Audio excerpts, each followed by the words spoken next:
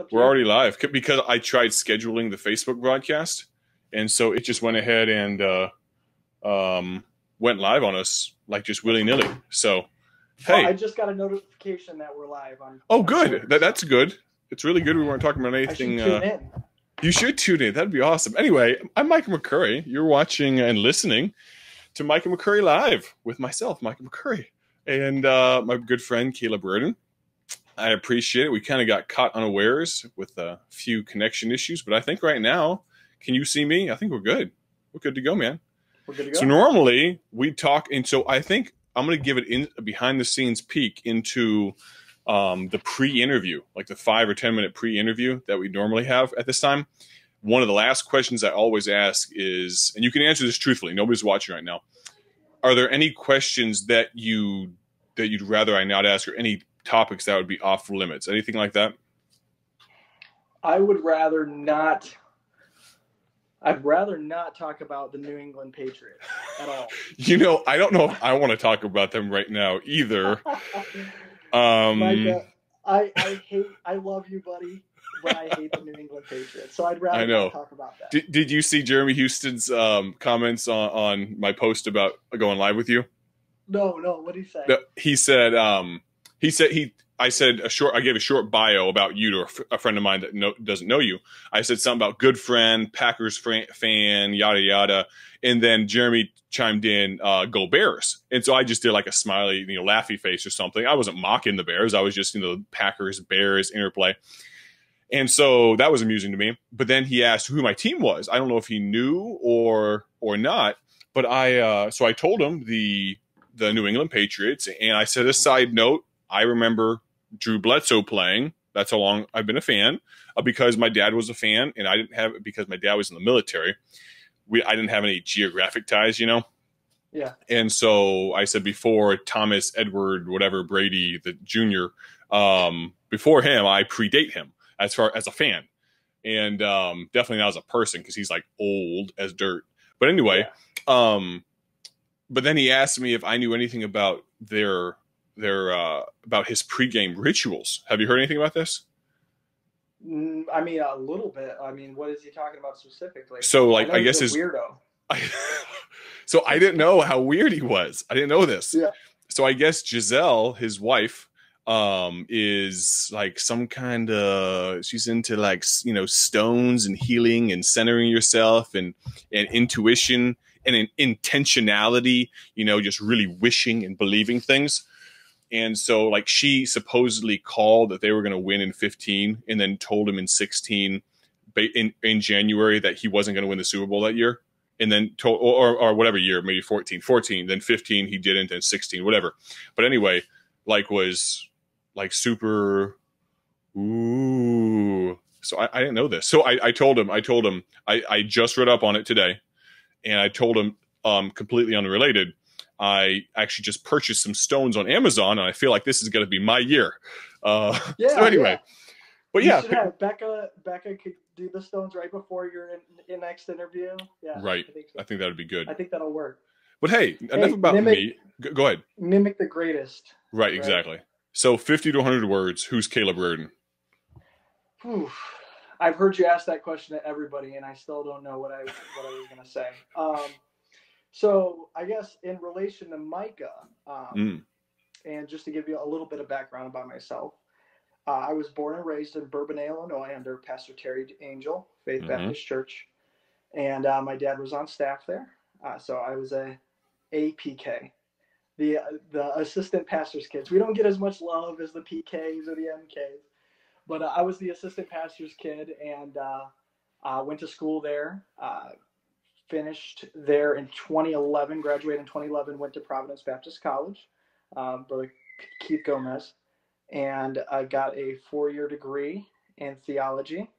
And that's where I met Micah. Micah, to his credit, before he brings it up to himself, to his credit, he's responsible for my wife and I meeting and dating and getting together eventually. Well, I think I was responsible for part of that too. But, just a little bit. Yeah. But Micah was spurring me on, so we got to be very good friends. Micah was in my wedding, and a very good friend. We haven't lost contact. We've stayed in contact, and I've been talking to him ever since he started the podcast. I've been super pumped about it. I'm super honored that you'd asked me to come on. That's really nice. I'm really excited to do it. But yeah, that's a little bit of background about me. Currently, I go to Northwest Bible Baptist Church. I teach the single adults class. So that's 18 to 29. It includes our church teenagers, I guess, or bus teenagers, or now adults, I guess. But bus adults and church adults, as well as the Providence Baptist kids as well that aren't in other ministries. They're usually in my class on Sunday mornings. So really cool. Love what I do there. Well, one of the, you kind of were, as are, I think everyone I've had on, very modest about, why are you having me on, whatever. And as if being on this show or program is some kind of big honor or something. But anyway, but one of the reasons, I don't even know if we talked about this in particular, but I love the opportunity. I've said before, but I love talking to interesting people that I find interesting, and having an hour conversation. Now you and I have probably had a more recent hour-long conversation than anyone else I've had on or will have on in the near future. But I love the interesting perspective that you bring, but you bring a different perspective as a layman, as a Sunday school teacher, and working in the secular world. You bring a unique perspective. But all that to say, we are going to talk about you, but you kind of flipped the script on me and talked and mentioned that it might be a little bit of a different podcast today, which is completely acceptable. I love it. Who's gonna, we'll see, maybe take the reins over. We'll rename this one Caleb Rardin Live, number 1, episode 1, the origin story. He might ask me some questions, which I don't know if anyone to date, this is number 12, and even dozen, has asked me a question back. And so I don't know, maybe I'll freeze up. I don't know what to say if I'm not the one in control of the situation. Well, but I think when you first asked me, I was like, I don't know what really I have to talk to you about, but I'm curious, and we're totally keeping up with the theme of going behind the curtain. Sure. I thought it was interesting. I'm interested in a couple things. I'm interested in why you chose to do the podcast. Mm-hmm. Working backwards, I'd like to know a little bit more. I think the people, as I listen to each interview, I think it's interesting, mm-hmm. Getting to know these people, but I'm also interested to know a little bit about yourself. And I think other people would be interested to know a little bit about yourself as well. The people want to know that I can't keep TMZ away. They keep knocking on my door. I don't think anyone wants to know, but hey, I'm flattered. I can't believe that you'd ask me questions. I'm flattered that you would want to. I prefer to ask the questions than answer them. Sure. So. No, I understand that. No, I appreciate, and I was not taken aback, but I love the idea, because in 12 podcasts, I feel like I haven't. I think the pilot episode number 1 with my brother and Caleb McCurry and Ethan Bropke, I tried to a little bit give an idea, but that was in such the infant stages as to why I'm doing what I'm doing. I feel like I had a pretty fleshed out purpose and why and all of that, or else I wouldn't have been doing it. But communicating that can be difficult, and I think you asking questions might be helpful for that. I'm going to try. I don't know if you got to tune in for the Mick Hall interview, but I'm going to try to not peek at the comments anywhere near as much, because I had too much fun with that last time. Had all kinds of people commenting, and I think Mick and I got to a very good place very quickly. We haven't talked since football camp or before, and even then, not often. Yeah. And I got comfortable enough to just insult him to his face over video chat, and so it was good times. I wish I could have joined. I was actually in the air when you were broadcasting. Oh, really? Cool. Yeah, I'm actually here in Texas right now with That's my right. family, but Mick was my youth pastor. Well, one of my youth pastors, but Brother Jason Monkowski was my first youth. Well, we're like third generation this thing. We had Jay Reed, Mick Hall's youth pastor, Mick Hall, your youth pastor. So very cool. Very cool. Yeah, it's awesome. Mick's awesome. I consider him one of my friends. He's hilarious. He came in a perfect time in my life. He came in at my kind of sophomore, junior year, and he was a great example. And I think Brother Reed's another great example that I didn't get to know as well, but I think in Brother Houston's another great example of these guys that grew up in ministry homes that ultimately went on to serve in the ministry. Right. And maybe not just serve in the ministry, but serve God. Right. You know. Are you saying there's a difference between the two? Yeah. But some guys don't get into the ministry. I'm not currently in the ministry, but those guys, we came from being in the ministry and growing up in the ministry to serving in the ministry, and you didn't sense a bitterness. You didn't sense that they were trying to be somebody that they were not. There was a genuineness about them, and to a fault, I think Mick has some pretty funny stories of him and I, but he was perfect for me because I got to see someone that was genuinely having fun in the ministry, and it was it was something I looked at. I thought, man, I want to be that whenever I get to be his age, and now I'm probably close to his age, which is weird when he came. So, So this is it's always a free for all. But I feel like, and I've said this before, talking about behind the curtain, because I feel like, that's kind of the theme for maybe this one. Though my wife would wish you didn't see the other side of this room that I'm in right now. This nice blank wall behind me is super, pristine and nice blue color. This is actually our basement. So full disclosure, this is our basement guest room. It is not set up to receive guests at this present moment, partly because some idiot's doing a podcast down here and taking up all the space. But where was I going with all that? I don't remember where I was going with that. That's what, genuine. Just genuine. Oh no, what I would say is I don't, and you can love or hate this or think I'm foolish for it.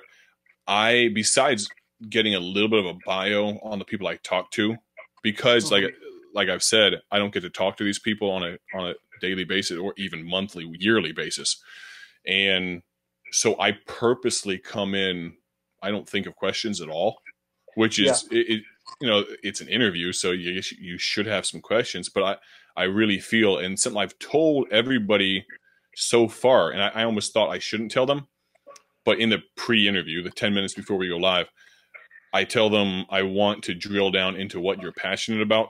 That's what I want to talk about, what you're passionate about. Yeah. And so this is interesting because we are so comfortable talking to each other. It could go anywhere into dangerous territory, but it could go anywhere. And so it's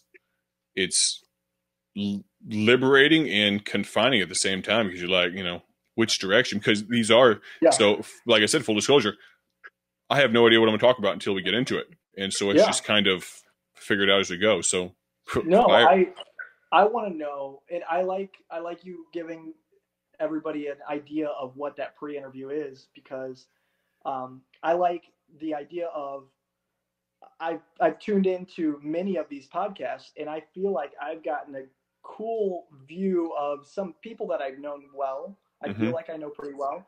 Some guys that I've never, frankly, even heard of. But I feel like I've gotten a genuine conversation. Sure. Right? I think that's the interesting part. I mean, I'm curious, and I think other people are curious, is that the goal? What if you had to say, what's the goal for each time I turn on this podcast? I think you might have something that changes from person to person. Sure. Right? As a theme, like you're talking about. But what's the ultimate goal, I think, with the podcast, right? What's why are you passionate about it? So I'm curious.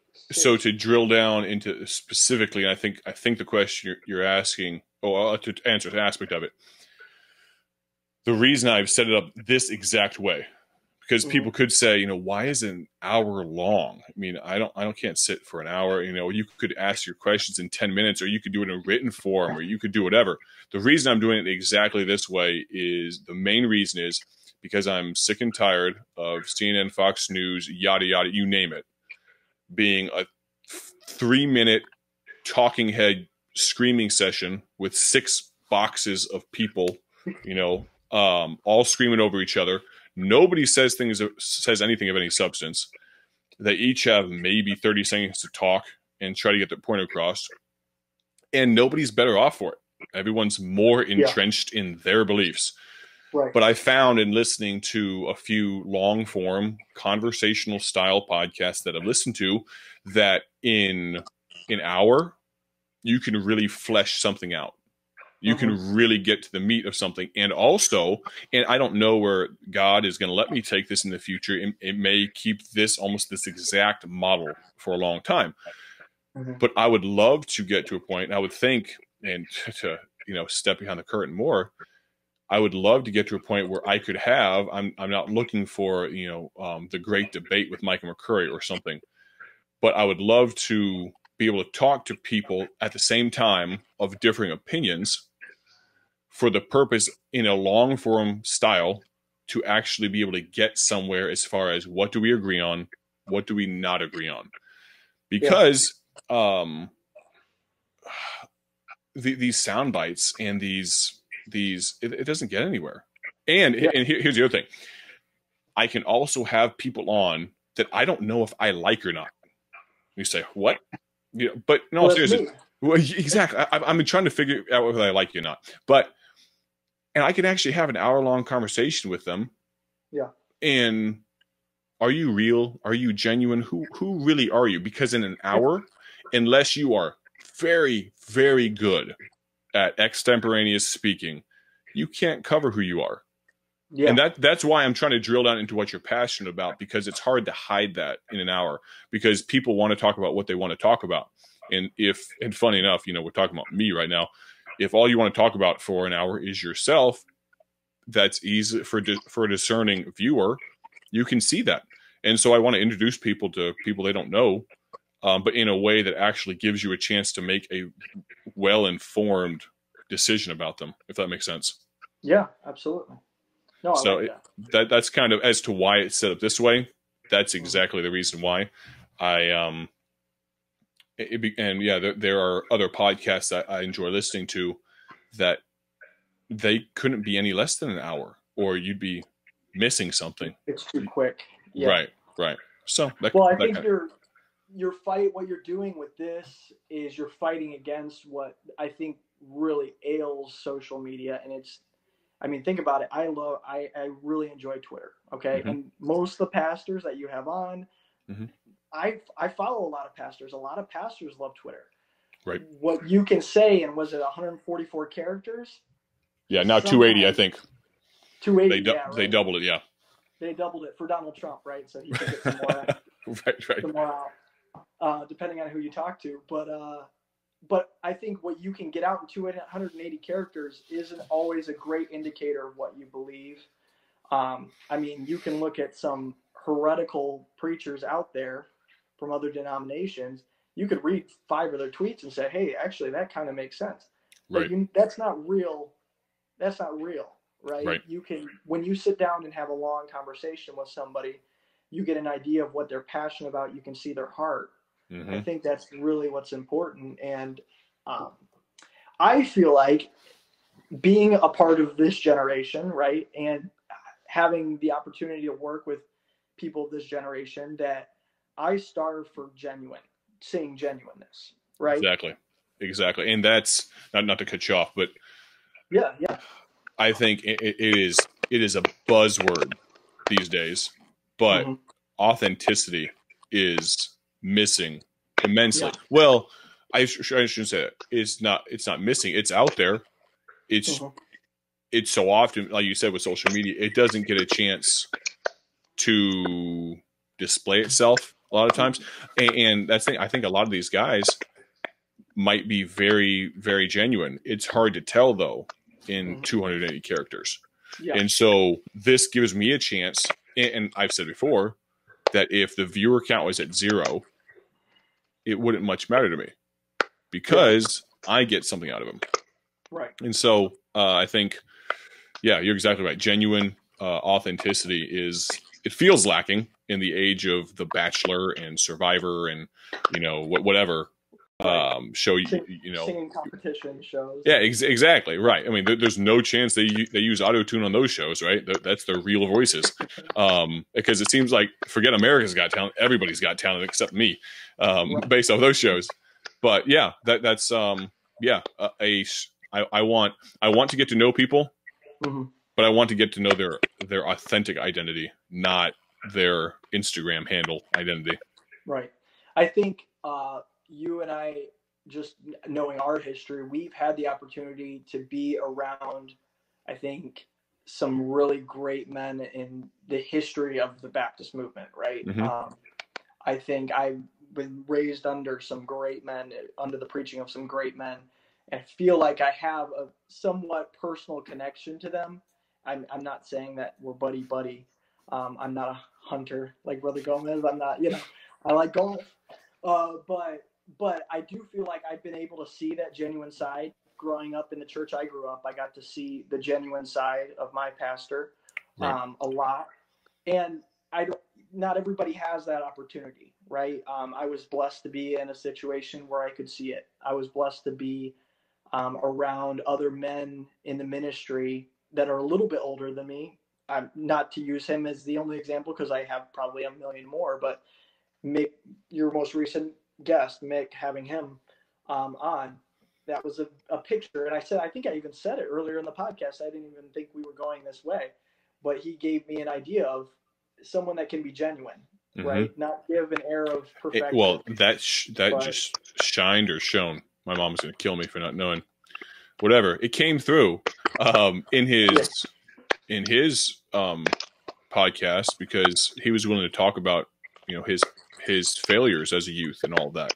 And real quick, if those that are listening, if you're getting like a popping or a crackling sound, if you could comment. Are you getting that on your side? Yeah, I'm getting that too. Huh. I don't know if it's a reverb thing or what. Let's see if it goes away. It seems like it's only when I'm talking.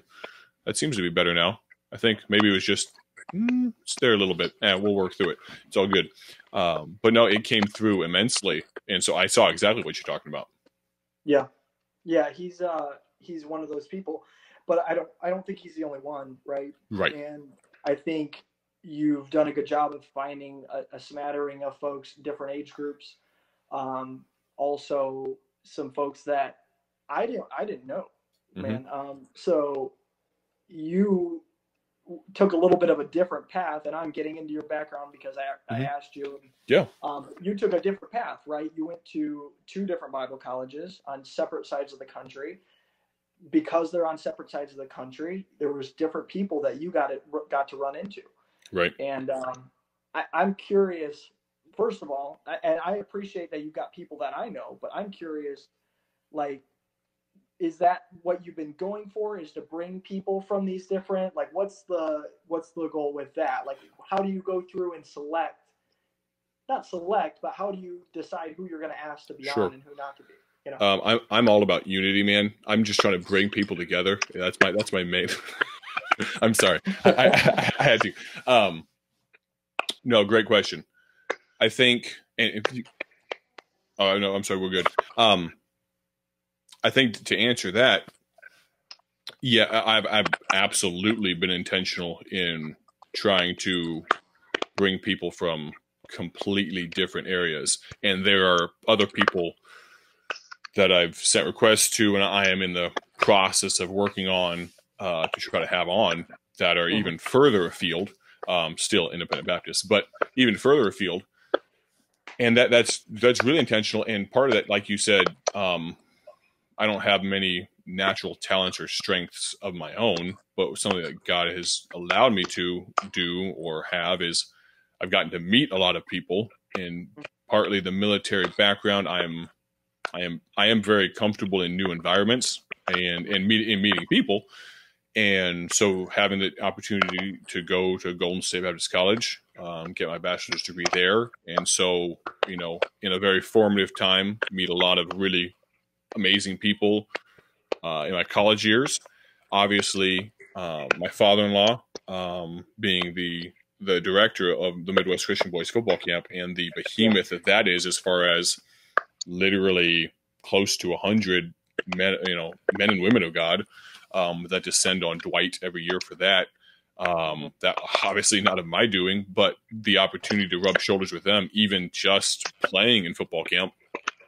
And then I'm out here much closer to the East Coast, 7 hours east of Illinois, and getting to meet people as far afield as New York and further, furthest reaches of Pennsylvania and all that stuff, West Virginia. And so there are obviously huge swaths of geographic area in the U.S. that I have no experience in, but absolutely, because I feel like I know for me, even as many people as I know, it's easy to get in.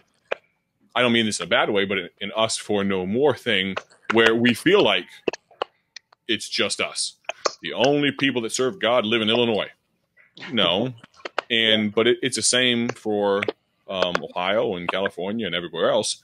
There's a lot of really good folks doing a great job for the Lord. And I think it's enlightening for folks to hear that, but also to be exposed to some good folks, independent, fundamental Baptist, that, and I'll say this, and you haven't asked the question, but I'm sure it's rattling around in some people's minds because I've already been asked in person, how do you make the decisions, and what are your criteria for exactly who you have on? Because there are people in your mind and in my mind and everyone else's mind that he probably shouldn't have those people on, and all of our lists are different, which is it's funny. But to answer that question without it being asked, obviously there are some people that I will consult with. I have consulted with. I don't think I haven't consulted anybody about anyone I've had on or am going to have on that are currently scheduled. But there are people whose name I've talked to my boss, Pastor Joe Grimaldi, about, and said, hey, what do you think? What are your thoughts on this? And first way to answer that question is there are plenty of really good big B Baptist, big I independent, big F fundamental people that I won't need to go very far afield anytime soon. But if someone has an issue with someone that I do have on, I please understand, I say this with the utmost humbleness isn't the right word, but at the end of the day, and not to make this some big thing, but I'll have to stand before God for who I have on the program called Micah McCurry Live, and there will come a time that I have a boo-boo, that I make a mistake, maybe even on someone that I completely trust, someone that is, they just start spouting off heretical stuff. But I'm okay with taking that, as the younger kids say, taking that L. I'm okay with that. I'm completely fine. Because if you're not, I'm not saying if you're not pushing the envelope, you're not, doing anything, but if you're not failing, you aren't really succeeding that big either, and so I'm not trying to have just, I'm not having, Joel Osteen on anytime soon. Though that would probably really boost ratings. I should probably rethink that. Yeah. Like the #1 religions podcast in iTunes, man. Maybe he'll do a collaboration. Yeah, there you go. Him and maybe we can do like a multi-cast thing with him and Benny Hinn, and my wife has a health issue. Maybe Benny could help me out. That would be a live healing on Micah McCurry Live.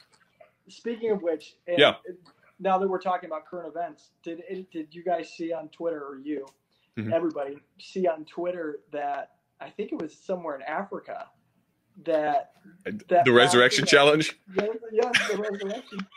He raised the guy from the dead. I'm watching that video and I'm thinking to myself, come on. Like, I'm in that church. Even I'm kind of, rolling my eyes a little bit. You're not going. You just go along with it, man. Just the way he came out of the casket was a little too theatrical for me. His eyes were a little bit big for me. That was nuts. knowing me, if I'm in that casket and I'm really, I probably would have rolled over, knowing how lazy I am. I probably would have just rolled over and been like 5 more minutes. Right. Hey, can we do the skit in 5 minutes? That'll be all right. Right. That's okay. Yeah. It's interesting, and this is something I'm not trying to take this really far afield, but it is interesting in talking to guys like a Spencer Smith and some other guys where, and I'm not trying to get super spooky, but in countries where demonic activity and stuff and things like that are like they're just part of the everyday, like just weird stuff happens. It's so interesting that we have in America, we have so compressed spirituality on every level. You say, well, I'd rather us not be able to hear the Holy Spirit, if we and not be able to, have all these weird things go on. But it's weird. There's a lot of weird people out there. Yeah, absolutely. Well, I mean, and not to be serious, but I mean, obviously, I'm good friends with you and your wife, and we've been obviously praying for you and your wife going through exactly what you guys are going through. I can't imagine. But I know people are praying that God works, not a miracle, but God works in your life and heals her, right? Right. You'll see, speaking from a layman's perspective, it's interesting sometimes when you're approached by people. It doesn't happen all the time. It's not an all the time thing, but people will approach you and they'll say, hey, can you pray for this thing, right? And it usually starts with, hey, I know you went to a Bible college, and you have a degree in theology, right? Like that makes me right. You're a holy man. Certified. Yeah, I got my certification in prayer. Right. It is interesting how people smash that down, right? And they totally negate that from their life. I see it all the time, right? Right. And in thinking that church attendance is going to be your tithing, church attendance, and all that is your substitute for actually having a relationship with God it's super. It's funny. I was saying this. We were at where were we at? Something. We were just really busy with something. Good work, ministry work. Yeah. And I said something to the effect of, and I've heard, I'm not the first one to say it by any stretch, but you got to be careful to stay Mary and not get too Martha, because a lot of folks, they're just going through the motions. And I think we get to a point where in the second and third generation of Christianity that we get into that. My parents did this, and so I'm a second generation Martha. Like I'm just doing it just because my parents did it, and we see that a lot with our generation for sure. Yeah. Absolutely. This is something that's always torqued me off is people that we went to Bible college with, Independent Baptist Bible College, and go and completely throw in the face, flaunt, how different they are than the place that they even went long enough to get a degree from. Yeah. But I would say it torques me off. It doesn't really annoy me. Other people have gotten, how could this person change so much? And the conclusion I've come to in the vast majority of circumstances is that these people came to Bible college who they were. They went through Bible college who they were, and they left the same person that they were. And who they are now is just a reflection. They adapted to some rules while they were here, but they just became. In some cases, people do change. A lot of them, they came exactly who they were. There was no. It wasn't just because of peer pressure post college. They were who they were, and they are who we thought they were. But it's is what it is. They're going to do it and stand before God for it. That's cool. Well, it's easy, and Micah, you being like having grown up with those folks, right? It's easy for us to get discouraged a little bit, right? Our age bracket to get a little discouraged with that and look around, and that's the negative of social media. And look, I'm bashing social media, which is your method for, which is what we're on right now. But I think a lot of times social media is not in check. Our social media, as our age group, we don't have social media in check, right? And because of that, it's okay to have your mind changed. That I think I don't think there's anything wrong with having your mind changed. I've talked to my wife about this before. I said, you realize at a certain point, and I'm using Brother Gomez as an example because he's my pastor, he changed his mind. He grew up Catholic. Right. He said, you know what? This is wrong. He moved away, right? But it's important that he did that based upon scriptures and not emotion, right? I think is number one. And social media is just totally, for the most part, it's an exchange of emotion, right? That we didn't have an access to. We're letting the emotion of the world, we're letting the emotion of folks that we wouldn't usually sit down and have a conversation with or sit down or even let into our homes. Right. We're letting them display their emotion to me as I'm sitting at the dinner table instead of having a conversation with my wife. Right. I'm letting that into my heart. Right. So I think my generation, our generation, me included, has to get a good grip on that. Social media scares me sometimes, and I gotta take a look at it and sometimes take a step back. But it's important. People get so depressed, man. We get so depressed by social media. Yeah, I said this. Go ahead. No, go ahead. Yeah, no, if we don't handle it in the right way, right? I think it's an amazing tool. I think the way you're using it, Micah, is the right way, right? You're using it in the right way. You're prompting conversation. And I've never listened to one of your podcasts and been depressed afterwards, right? Good. Yeah. If that ever happens, I'm never listening again. That's very smart. But I think the use of social media or the misuse of social media is the cause of a lot of the problems that our generation is having. Yeah, and I think in that big part of that comes down to what I've talked about. I think with Brother John O'Malley is purpose. You got to have a purpose, and you should probably have a purpose for just about everything you do. And I think that speaks to the heart of where a lot of our generation jumps off the deep end. And for those that listen, I apologize for the popping that you're probably hearing. You just have to suffer through it. I appreciate those that are listening, but I think that speaks to the heart of exactly why so many people are. Not I say so many because it's really not that many, but people quote jumping ship because they don't see a purpose for some of the things that we do. But what they don't understand, maybe that's a failure sometimes on the previous generation not passing down the purpose.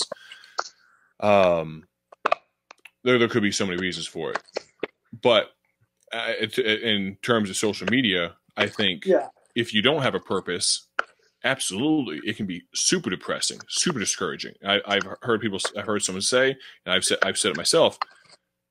If you have ever posted something, gotten only 2 likes on it, and deleted it because you felt like that was a personal indictment on you, I'm not saying you're a weak person. I'm not saying you're a bad person. You just need to find a purpose for why you're posting in the first place.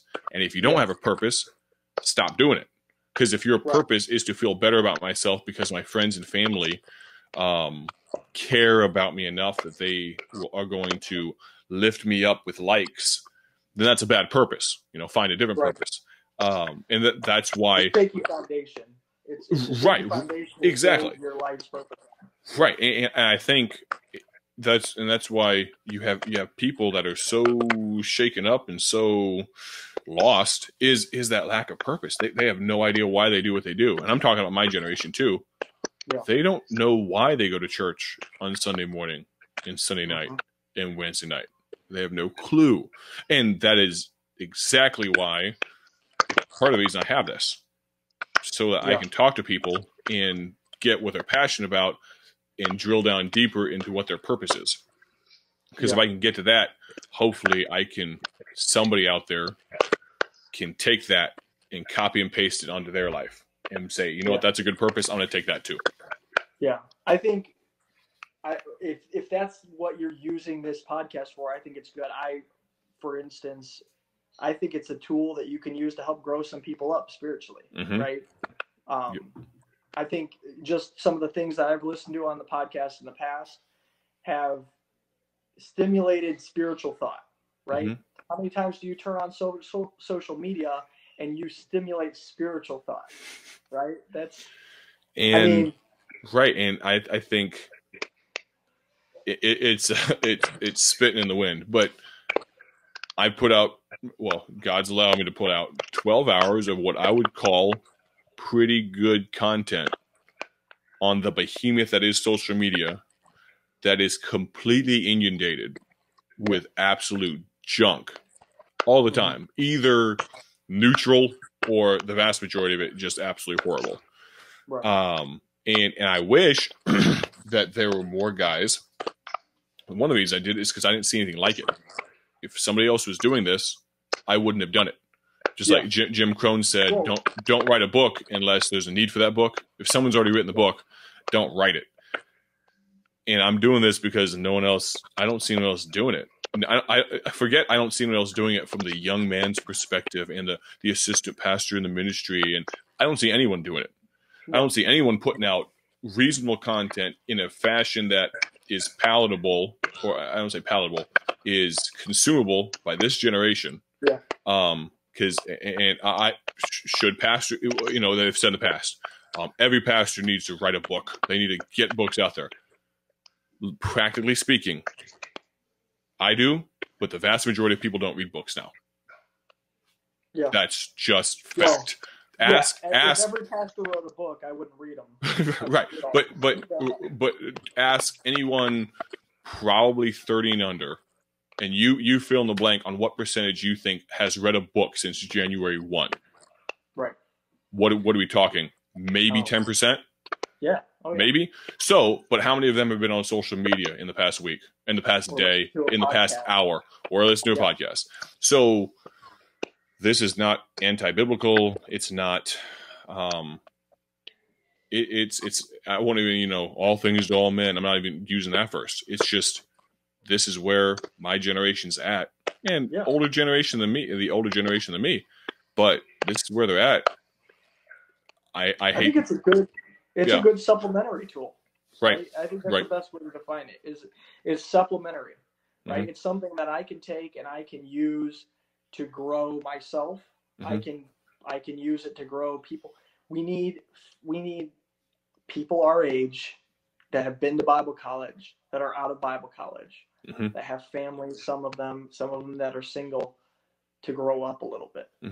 Well, and let me say this for those that are listening, if you know of anything similar, I know there are good podcasts put out by solid men, but if you know of anything, and when I say like this, I mean someone talking to people for long stretches of time about their ministry, about their heart, about their passion, about ministry, by all means, let me know.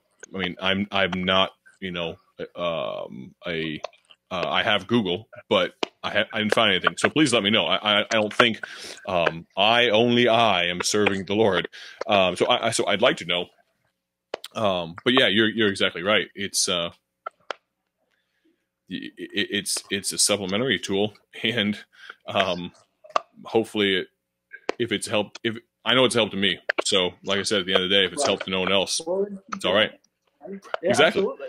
Right. If you've got the time with great men of God, and you have the ability to, if you had the ability to have an hour-long conversation without a mic, you would do it. Why not do it with a mic and let everybody else share or not share?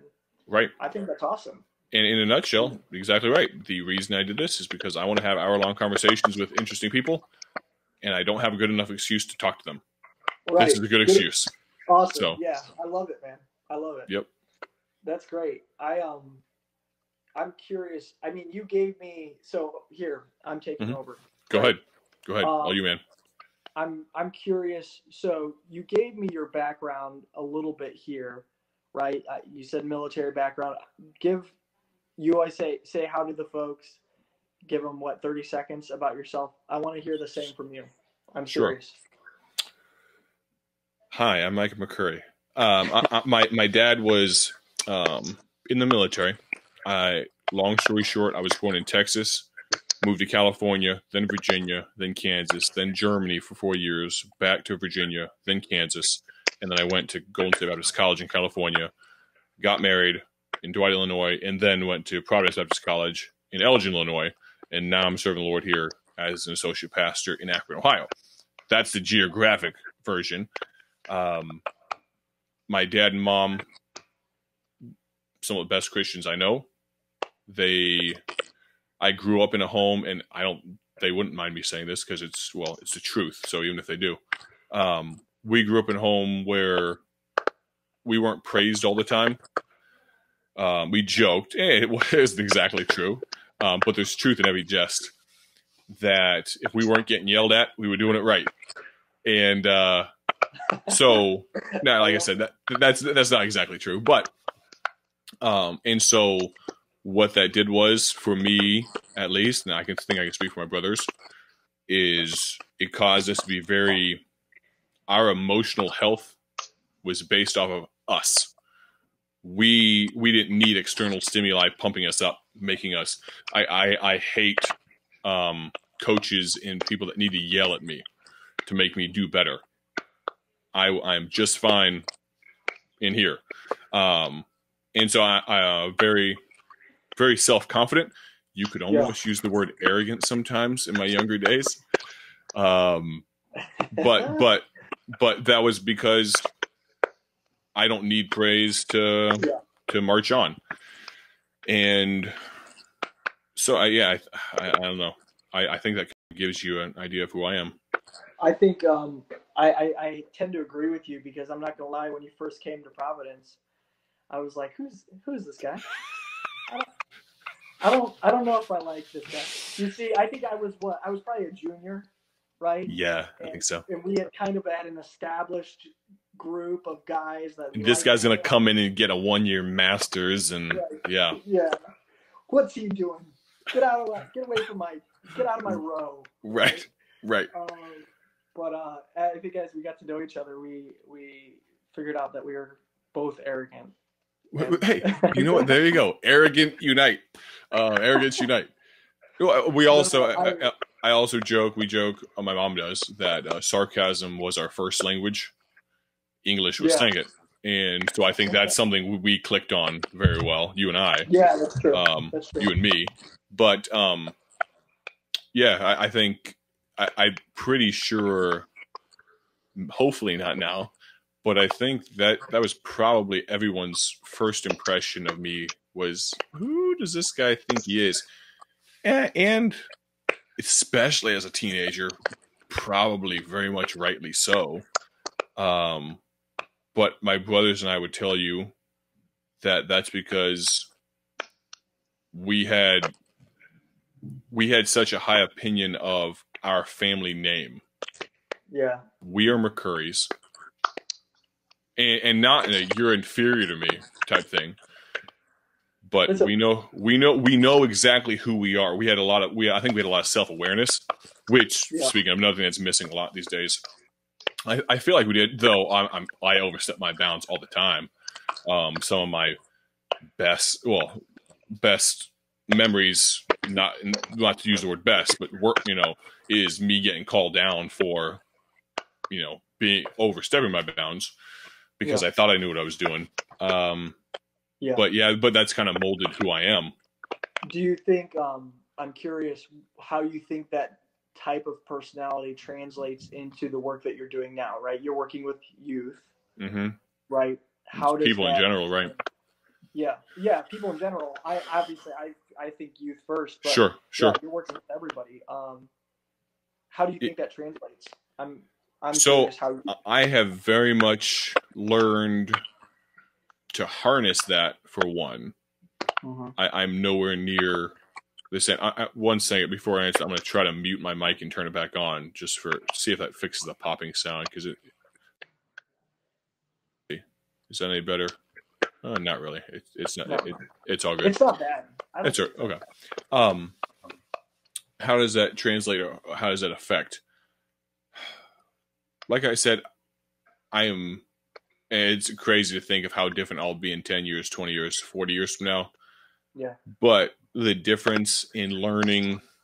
I've learned that perception is reality for people, which means that I'm not fake with people, but I've learned it doesn't help me for people to their first impression to be, who does that guy think he is? That doesn't help me. And so if I know that that's not, number one, not the first impression I want people to have, and if number two, I really feel like that's not a good idea of who I really am, then I probably shouldn't purposely feed that, standoffish manner of introducing myself to the world. And so I would say who I still am that hasn't changed is I do my absolute best to be incredibly self-aware of not only who I am, but also my weaknesses and also people's perception. Right. Not that I'm trying to manipulate people. You're conscientious. Right. But if I can help you get to who I really am quicker, instead of just being the arrogant guy that people like, I finally grew to love him 6 months into this, 3 months into the semester at Providence. If we could just get there on day one, that would be better. So in fact, a week. All right. So good. I was a little standoffish, but not too much. Yeah. I feel like you hit the nail on the head. I think a lot of youth pastors, some youth pastors, I'm not going to say a lot. There's probably a few. Sometimes I see youth groups that it's like carbon copy versions of the youth pastor, right? I was really lucky, and this is a personal anecdote, but I was lucky enough to grow up, and I had Mick. Mick was the last couple of years, but for the majority of the time, the main youth pastor I had was Jason Minkowski. And if anybody's met Jason, Jason's a nut, man. He's insane. He's the coolest guy you'll ever meet. He's hilarious. He's crazy. Like zero, like he doesn't have an off button. He's just energy, right? But one of the cool things that I felt like I got from him was he never tried. He was energetic. He didn't appreciate and he didn't condone like someone being lazy or lackadaisical or a stick in the mud, right? Like he was never okay with that. But he also didn't mirror his personality onto other people, right? Like he didn't force you to become him, right? Right. He came to a lot of the guys in our youth group, especially, right? Because Miss Kelly at the time worked with the girls, but he came from a lot of different angles, because a lot of the guys that I grew up with, we were just all very different guys, different personalities, different interests. He worked well with your quote unquote bus teens so well. He was amazing with them, right? And I think that was a lot of his passion too, because I think that's somewhat his background. Right. But I feel like that's really cool if you can have a friend, or if you can be a youth pastor to people that are just different than you. Right. And Micah, I mean, I wouldn't say we're the same in personality, right? But you're a friend of me, right? You're a friend of me, even though you probably don't see me in you, right? Or you in me. Right. And I know of your other friends are the same way, right? I think that's a positive, and I feel like some of the people you've had on the podcast are that same way, right? Full disclosure, and confess your sins before all, or whatever. I think that has been, particularly with teenagers, that has been one of my hardest things, actually. In that, and maybe a slightly different way than what you're thinking, in that I was a very atypical teenager for the most part. And this is probably the arrogance and all that. Thought the vast majority of teen class or teen camp games were stupid, which I still think now the teen camp we go to right now, they do a fantastic job. And I don't know, but anyway, if it has to do with, feeding, someone Cheetos with your toes or something like that, I remember that as a game. Now, part of that is because I thought I was too cool for it. which I would still have a hard time swallowing my pride to do that now. But so I felt like, and I still feel like, I honestly I have a hard time identifying with teenagers because I was so, when I was 12, people thought I was 16, 17. Now I had the size, and because I carried myself with that incredibly just, you could say nose in the air type thing, but just super buttoned up all the time, for the most part. Yeah. Or at least my perception of myself was that way. And most teenagers aren't like that. It's hard for me to identify. And so kind of putting myself in a mind frame of people that as a teenager, the kind of teenagers that I despised, which is basically 99% of teenagers weren't like me. Yeah. That lacking has been confidence. Yeah, and to the point of arrogance, but yeah, because most teenagers aren't. They're super concerned. Like personal anecdote. As I would have had to been 5 or something, and I probably still do now, though I've consciously worked on it and things. But I used to say my R's really badly, however. Like Yeah, exactly. And so, especially as a kid, and so there was another girl. Her name was Summer, and so I say her name Summer, or whatever. And so I was like 4 or 5, right? And so we were playing after church, all the kids are playing or something, and I was looking for Summer because we were going to go play or something, and one of the couple of the teen boys just razzed me, just absolutely. It's obviously it stuck with me because it traumatized me. I still remember this as a 5-year-old, but and so that little tidbit of my life, I thought, I didn't consciously think it at that moment, but something that kind of stuck with me is 2 things. Number 1, I want to fix this speech impediment. I'd rather not give people ammo to make fun of me. But 2, I don't want to do that to other people and make fun of things that they can't necessarily fix and things like that. But I had to come to grips with the fact that what these idiots think of me doesn't matter. Couldn't care less. Now I didn't consciously come to that realization as a 5-year-old. Yeah. But so things like that for me crystallized a resolve of you not, you thinking I talk funny or whatever, it's not going to matter to me. So when I do crazy things, like, I don't know if I ever did, how much I did this at Providence, but at Golden State, if it was Valentine's Day, Christmas, I was wearing a bright red, fire-engine red suit. Or I had some white suits. Oh. Did I ever bring those out at Providence? No. You know why? Because it was my first year of marriage and my wife wouldn't let me. That's basically true. And I was a wise man for not crossing her. That was exactly. I don't fault you one bit. First year of marriage, man. You know that. But so I could do that and just have utmost confidence in the fact that I looked at myself in the mirror and I thought I looked awesome. I'll use that word, awesome. And so I don't care that all of you think I look like an absolute dork. Yeah. I have my own opinion of it, so that's fine. And so, go ahead. Yeah, no, I agree. I work with single adults, right? In in my Sunday school class and things like that. And I look at, you talk about like those certain milestones, right? Where you kind of hit a level of self-confidence, or you figure out a little bit about yourself, right? Obviously, I think you and I can both agree. Seriously, when you get married,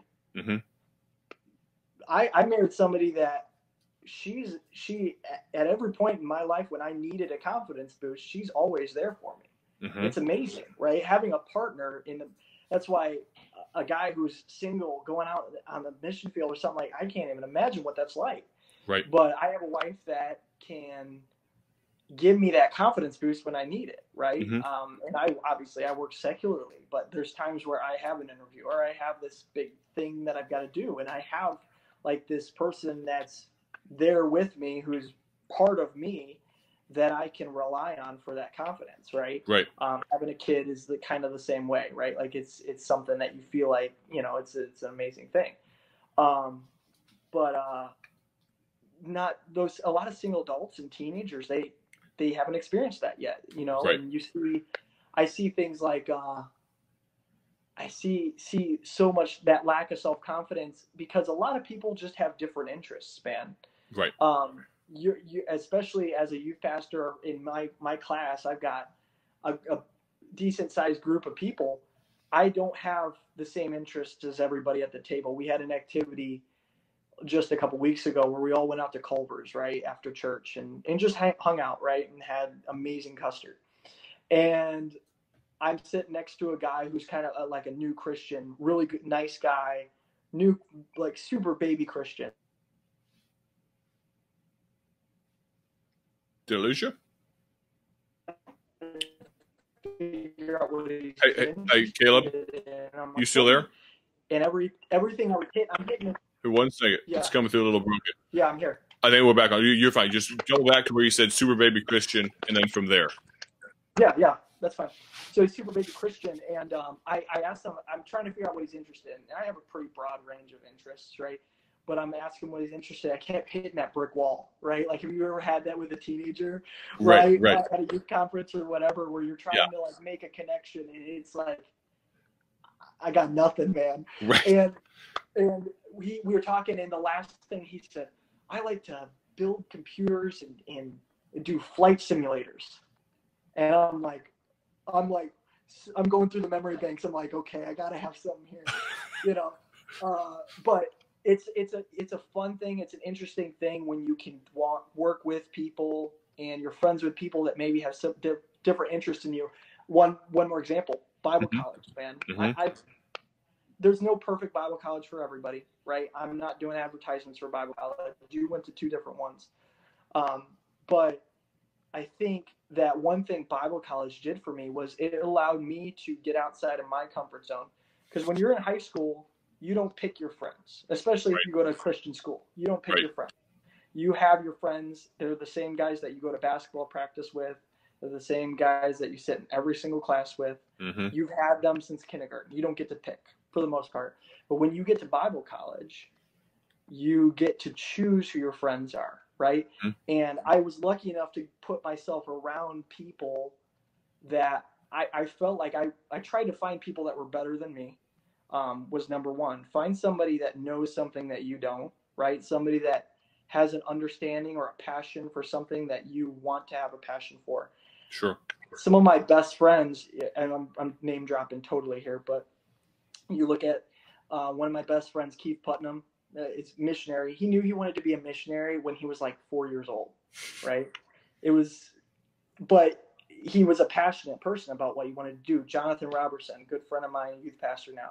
He knew he wanted to be in the ministry. He was called to preach, and he loved preaching. I not hated preaching, but I was frightened to death to stand up in front of anybody, right?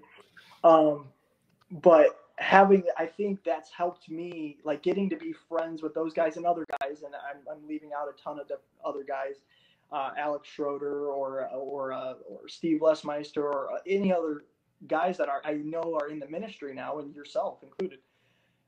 Those guys each gave me something that I could make myself a little bit better at. And no, I'm not in the ministry full time, but I think for anybody our age, I think that's a really good rule to follow, right? Is try to find those kinds of people that you might not have the same interest in. You might be lacking the self-confidence the same way I was when I came to Bible college. I was not like you, Micah. I was the opposite. I did a really good job of faking it, but I had a lot of lacking when it came to self-confidence. But I was able to put myself around these guys that were confident, not only in themselves, I think, but they were confident in their relationship with God and their relationship with God's will, right? And having those friends around you, right? Iron sharpeneth iron, right? And it was awesome, man. And I think bringing it all back, right, to your podcast, man, your podcast will give everybody listening to it that same feeling, right? It's not going to replace Bible college, but it gives the men an ability to, or pastors or assistant pastors, the ability to go and listen to somebody else like them, has the same similar passion for following God's will, but just has a different outlook, and maybe they can learn something, right? I've learned so much just from listening to you ask questions, man. It's been amazing. Yeah, I think you kind of spelled out in a better, more laid out way, the thought that unfortunately it feels like so often, I think this is probably the case for so many guys, even the guys that went to Miles back in the day with, all these guys where they're still in the ministry together, but every year, and not because people are dying, but that circle of friends gets smaller and smaller and smaller for a lot of reasons. Part of it, you just fall out of contact with people, but people go different directions. People decide to be different people, whatever. And so part of the goal is to go the opposite direction and grow my personal circle of real friends and people that, or at least acquaintances, people that I can have an hour-long conversation with and not be, because there's so many people that you wouldn't never go up to at a conference, or you see them even like a football camp. It's such a fraternity of guys that are there, but there are still, and I wouldn't call it cliques or anything like that, but there are still people, because they went to Bible college together, because they were friends. Yeah. These are folks that they sit at the same table now, but understand they do so far better than any other place I go. People sit at different tables all the time and all those different types of things. But my goal for me is to be able to sit down with, to use football camp as an example, to sit down at the table with any one of those people and be able to strike up a conversation, and actually go somewhere with it, and not just be, I'm trying to get to know you, but actually feel like I want you to invest in me. Now, it's not just take relationship, but the opportunity, like a football camp, like an old past conference, whatever. Man, there's a wealth of knowledge there, and the thought I've had, and one of the reasons I want to have, there are some people. I haven't said this to anyone yet. I really would like to sit down with my grandmother-in-law, Grandma Woodward, and do one of these. She has just the coolest story, but there are a lot of people whose stories are going to pass into eternity. If not that I'm some story keeper, but if I don't talk to them, that's amazing. Go ahead. We've got this technology, right? Like, think about the amazing generation that we get to grow up in, right? First of all, we have more than one Bible college to go to as an independent fundamental Baptist. Right. That's amazing. Right. That's a gift. Right. That's awesome. We are not the only ones. Everyone in the country has access to good, fundamental, independent Baptist education. That's amazing, right? Even Christian school or homeschool or whatever. That's awesome. And that's because of technology, right? And you get to use it to share that with everybody. And now what this podcast is doing is it's taking that ability that we have it for younger generations. Now you have it for adults, where if you 50, 60 years ago, if you're pastoring in a tiny town in the middle of nowhere, you're on your own. The only way you have access is if you travel to a conference, which sometimes your offerings don't allow you to do. Right. Or you get a book in the mail. Right. Someone mails you a book from a catalog that doesn't exist, right? Sure. It's amazing the amount of access to technology and the amount of access that we can offer pastors around the world. We just have to take advantage of that, right? Like, I went on tour. I had the opportunity to go on tour for my college for a spring break, right? Which was so fun. So me, and it's like my best friends too. We all went on tour, and we went to Arkansas, which I am as Yankee as it comes, right? Like, I am not a Southern boy. I am a city slicker. I like to golf, watch sports. I've been in a hunting stand one time with my dad, and he said he'd never take me again because I'm too loud and annoying. No, so Arkansas, right? We're in the middle of Arkansas. It's a guy from Minnesota, a guy from Elgin, Illinois, and a guy from Bourbonnais, Illinois in the singing group, and a guy from Iowa the next year too. So it's all these like Yankees, and we're with Doc Peters, right? Like Doc Peters, who's like good old boy, you know. So we're going through Arkansas, and we're stopping at these cafes that are, you know, smaller than, you know, a bedroom, and everyone's looking at us like, why are you wearing a hoodie, right? It's Arkansas, right? Like, where's your blue jeans and boots? I don't even own a pair of boots. And so it's just the most awkward thing. And then you come around a corner, and there's this church, and you pull into this church, gravel church, is a beautiful, you know, nice, modest building. And you get out and you meet a pastor that I would never have had the opportunity to meet had I not done that. Right. And most of the people listening to this podcast, most of the people that are preaching the major conferences might not even know. Mm-hmm.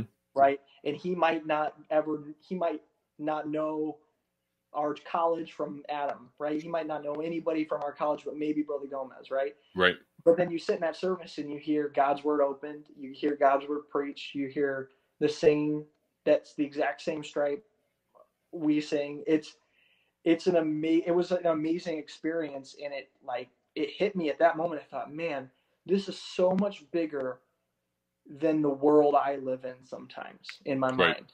Right. And things like this, I keep coming back and like praising your podcast. That's not why he had me on, I promise everybody. But things like this will open that world up for folks, and hopefully be an encouragement, like just like that trip to Arkansas was for me. It opens the world up. Yeah, and I sincerely hope that multiple somebodies, you can rip this one off if you want, but go do something like I'm doing, using the medium that we have, literally the ability to talk however many hundreds, thousands miles away, you in Texas, I don't know, North or South Texas, whatever, me in Ohio, to talk, and 3, 5, 10, 20 people, and then maybe hundreds more through audio version and all that to listen to this. I hope people go do this. I'd like 30, 40, 50 more people to do something just like this. It would not bother me in the least if you take this exact model and go do it, because we need more. You know, like I said, spitting in the wind. I put out 12 hours of content in the last, we're coming right up on a month very soon since I did my first one. The end of the month is going to be 1 month. And I'm going to, I'll have 15, 13 hours by then. That's nothing compared to, you want to talk about, what's being put out by Hollywood. This is not supposed to be a Hollywood production, but please, someone that's watching this, go do it too. I'd love for people to be listeners. Absolutely. But go. I mean, the amount of time, going behind the curtain, but the amount of time this takes me, I sit down here about 30 minutes before we go live, make sure we set some stuff up, have a pre-interview that goes live accidentally a little bit early, and so you can go back to the very beginning and listen to the first minute when we didn't know we were live, but I apologize about that. And then I talk to you this will probably be the longest one so far, and that's the amount of time it takes me. And it's done. Now, I take the time to clip out some stuff and all those different types of thing and try to grow it a little bit. But please, someone do this too. I'm fine with being alone. Like I said, I'm pretty self-confident. It doesn't bother me. But in all seriousness, we're running after a train that already left the station. We've got to get moving, or else we'll be left behind. Forget losing to the big mega churches. We're going to lose to Pepsi and Nike and Budweiser and Verizon, because they're putting out content left and right constantly, and churches aren't, people aren't, Christians aren't. So maybe this will never get beyond 10 viewers at a time. That's fine, but maybe someone that watches this will be like, hey, I should go do that, and they do it way better, and all that, and theirs goes big. Great, fine. that's fantastic. I'd be completely happy with knowing I inspired someone to do that. That would be awesome. Yeah, that's awesome. I love it, man. Yeah. I think you're doing something that's really important. I wish I was doing it myself. I should probably be doing it. Hey. I think it's awesome. And you can be my one, Caleb. You can be the one. Will you be the one? I'm not singing, man. You're not going to get me to do it. Hey, I don't know. We could harmonize. We could get down with it, man. Yeah, viewership is going to drop very fast, man. If it hasn't already. That's probably so. Probably so. That's awesome. Well, hey, we could, if you ever want to have a real serious conversation too, and I know we've been having a serious conversation, mm-hmm. you should have a serious conversation about some of your interests. Hmm. Right? That's something else that you've been doing that's been really fun to watch, is like picking out some interesting things about some of these pastors that I didn't know. Right. Whether it was, Brother Reed's loves to read, right? Right. And things like that. I think that's awesome, man. Keep doing that too. Yeah. I'm asking you, since I've taken over the interview here. Sure. But what are some of your interests, man? Like, tell people what, outside of this podcast, which I know is probably taking up some of your time, but like what's your interest, man? I enjoy reading very much. I was on a kick for a very short period of time, and then something about having a baby and my wife's situation, all of that just really, really throttled my time. But I was on a kick for a second, maybe 15 days, got close to a month of reading a book a day. I read pretty fast, and I was staying up till like 1 o'clock in the morning or so. And they weren't all the volumes. I was reading, 70-page booklets too, interspersing. So I love reading. That's awesome. I enjoy golf, but I purposely try not to play, because then I get competitive and I have to start playing again, because I hate doing it if I'm not good at it, which is all the time. So I have to play more and more and more, and it's expensive. Things my interests. I enjoy technology. I don't have the money to buy technology, but I enjoy it. Thankfully, I mean, being in my position in the church, I've gotten to play with more tech than I normally would, because we live stream the services and all that stuff. And so being able to play with that type of stuff. It's funny, people think of themselves as uninteresting. I think of myself as uninteresting. I don't have really any cool, really interests. You don't have any hidden talents, Micah? Come on.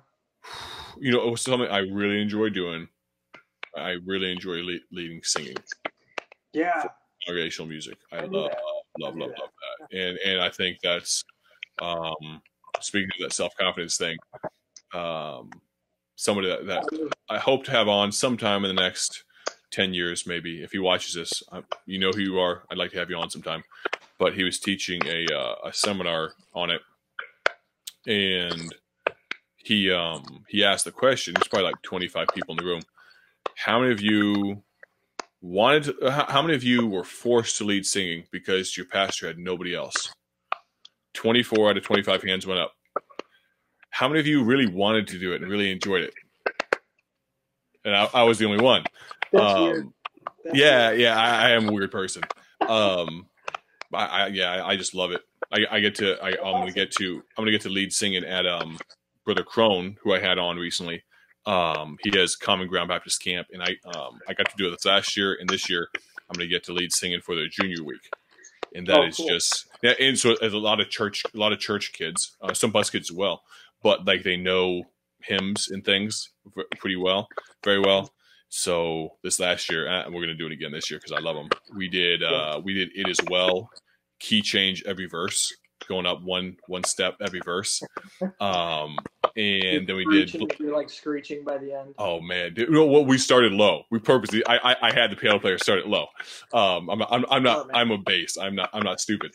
And then we did Blessed Assurance and got with it, man. That there are a few things that bring me more joy than leading singing. I think I am know, I'm self-aware enough to know they're way better than I do, and sing definitely way better than I do. But I would hazard a guess if more song leaders enjoyed it as much as I do, churches wouldn't feel the need to go to some of the stylistic changes they're making.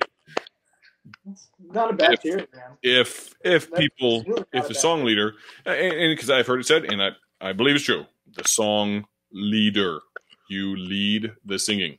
Yeah. So if people aren't enjoying it, it might be your fault. There's something to say for, some things that people do, but I think a lot of the methods people are using to copy, concerts and things like that. Yeah. I can, I say the Lord is allowed, having 250 juniors just belting out "It Is Well," man. That's cool. I know. I believe the Lord was pleased by what we did, and I believe that hearts were prepared for singing, for preaching.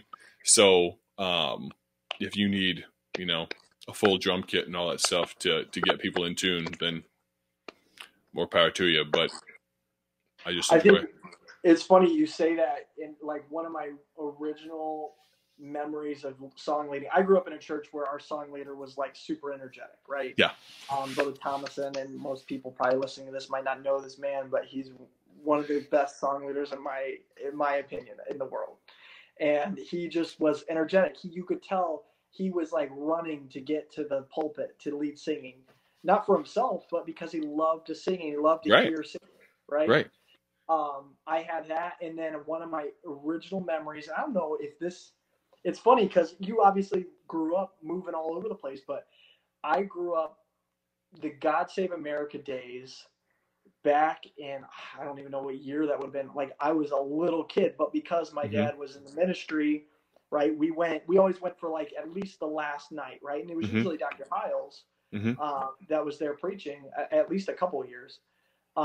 And he came, and I remember Brother Hall, right, from Northwest, Brother Hall leading Save, Save, Save, right? And it was just like the whole, we were usually up in the balcony with all the other teenagers. And I just remember feeling that was like an initial feeling of, as a little kid, I felt the Holy Spirit, man. That was, it was an exciting thing. It got me so pumped for exactly what the purpose of that conference which was God, Save America. And it gave me, even as a little kid, it gave me this just overwhelming, I could just feel the Holy Spirit. And I think that's awesome to see. And it's good to hear people that are interested in that being the purpose of the song, right? Sure. The song leading isn't just a ritual that we do.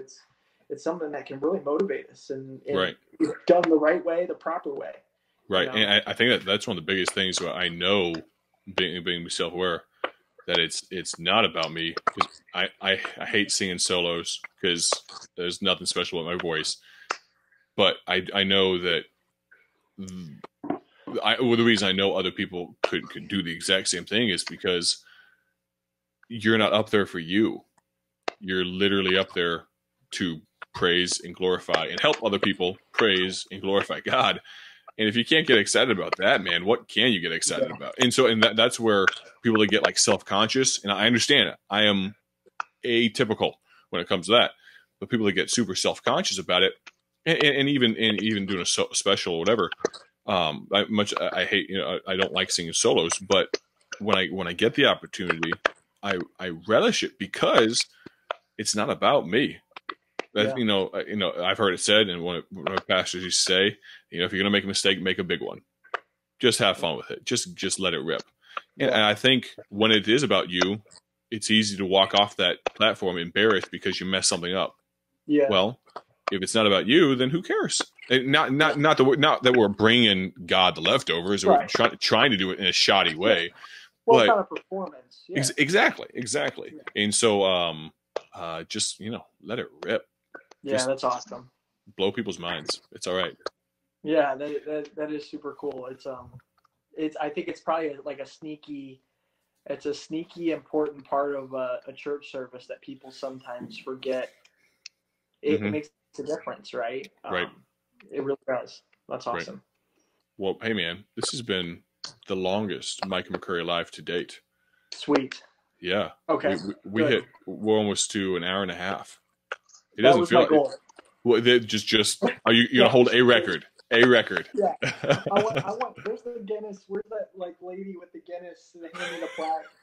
Well, hey, I'm only a dozen in, so there's plenty of time for me to go a little bit longer. I loved it, man. It was so much fun.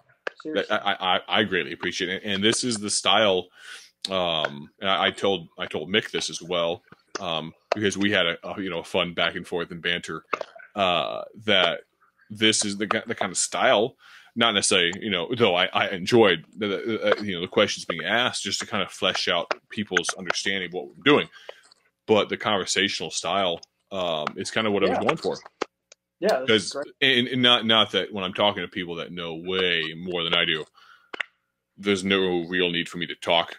But I do think there are some podcasts I listen to sometimes where they have the guy who is obviously the expert, and then they have always call him the straight man, like the layman, the guy who asks dumb questions sometimes.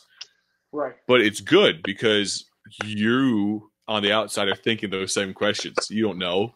Yeah. And so I hope, because I'm no expert, I don't have the show to flaunt my knowledge by any stretch. There's a reason I don't have it in me just sitting and talking to a camera. Because I need to have other people on, or else there's no reason to have this. People don't need to hear my opinions. But I really appreciate you coming on, man. Yeah, of course. It's been a lot of fun, man. I think that's why you're so good at what you're doing, man. Stay inquisitive. Praise the Lord. I have one talent: asking questions, I guess. Yeah, that's my thing.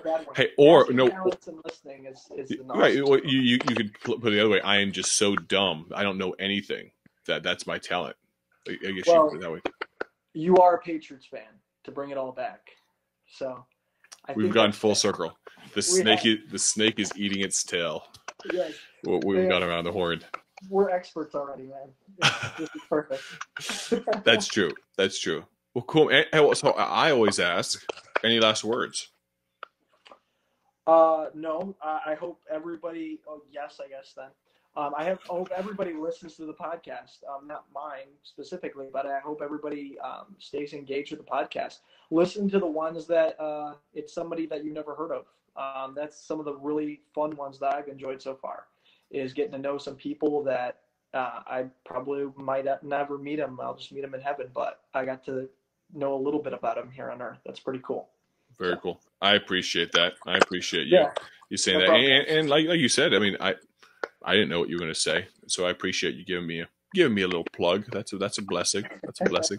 I would say, if for those that are listening and watching, if there's someone that you would like to have on, please let me know. I have this platform. There's very few people that I would say no to. So message me, email me, let me know if you have someone that you think would be a blessing. Just admin stuff. I'm hopefully going to have this thing on Apple Podcasts and SoundCloud and all that very soon for those of you that listen to podcasts in audio form and all that. And I know being able to speed them up to 1.5 speed or something would be nice. I probably already talk fast enough for most people. But, so I think besides that, I think we're good to go, man. We'll stick around for just a second. We will we'll chat for just a moment if you don't mind. Let's see what our final time is with that minute that we had at the beginning where we didn't know we were live. Let's see what our time is. We literally just hit an hour and a half, just right there, and a minute of unplanned at the very beginning. So that's a lot of fun. It's been great. So I appreciate those that are listening.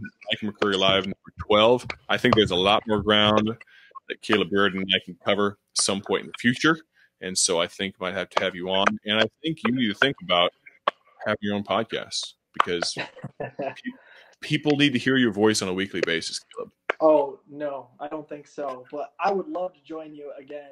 And if you're interviewing somebody else, I'll join and ask some questions. I love there you go. Questions. Well, hey, I think you did a good job of it. So rip me off, do the exact same thing, call it Caleb Rardin Live, and go to town. So, hey, appreciate it. Stick around for just a second.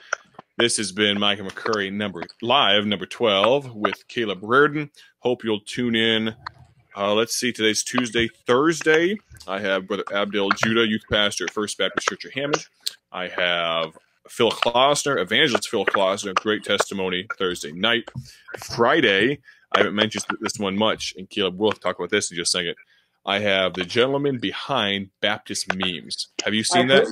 Okay, yes, so this guy has one of the reasons it blew my mind. I didn't realize I'd seen Baptist Memes. We're still alive. It's fine. The guy has 53,000 followers on Instagram, which is nuts to me. But the really cool thing is he's an independent fundamental Baptist, goes to independent fundamental Baptist church down in Columbus, Ohio. And so I just thought, and speaking of social media, I want to talk to him. Like, are there really 53,000 of us out there that are following you, you know? And so I just thought it was a really cool thing. So that's Friday, 9:00. I'm actually, and because I did not want him in any way to feel like I am using his platform or anything like that. I wanted to be able to bring value to the people that his followers, because we're gonna be like cross posting it on Instagram and stuff on his platform. I am going to personally be putting up the cost for some gift card giveaways on that day. Just so, and like I said, I want to bring value to his folks. It's like, why? But I think that there will be value in talking to him, because he's I hope I'm not speaking out of turn. I think he would describe himself as somewhat reserved, somewhat behind the scenes type guy. But he's amassed this huge thing with memes, which is the really funny thing is I asked my pastor, how many people your age, pastors, your age or older, do you think, if you had to put a percentage on it, how many of them do you think know what a meme is? And he said he would guess only 10%. What? That was his guess. But in all seriousness, and maybe they can comment in, they're probably not watching, but does Terry Angel or Keith Gomez or you name it, do they know what a meme is? I think they know it by type, but they might not know it by name. Okay. I think that might be right. key. Right. You need to. I think that sounds like if not your first, one of your first Twitter polls. I think that's what that sounds like. Okay. So how do I word it to make sure it comes across correctly? So put it on the poll. Say, only, let's say 50 and above. 50 above only can vote. So put that in the post. Do you know what a meme is? Okay. And I'll say something, and help me out, those that are watching. I'm going to say something about 50 below retweet or something to just to get spread out to the people that because I have like 90 followers on Twitter, so I'm going to have like 3 people vote. But I seriously want to know how many want. But it will be weighted a little bit because there'll be a lot of folks. Go ahead. Do it above and below. Do above and below. Have them retweet both. Okay. But do it above and below. Okay. Because I guarantee you, below 50, I'm throwing at. I'm saying at least 85%. 85%? Okay, cool. I think so. Well, this is actually we've kept talking. Micah McCurry live number 12. Caleb Rardin. I'm going to go off the air so we can talk about things and people, in private. Hopefully, this thing doesn't keep live on us. I'm just kidding. Thanks so much for those that tuned in. I appreciate it. I'm going to hit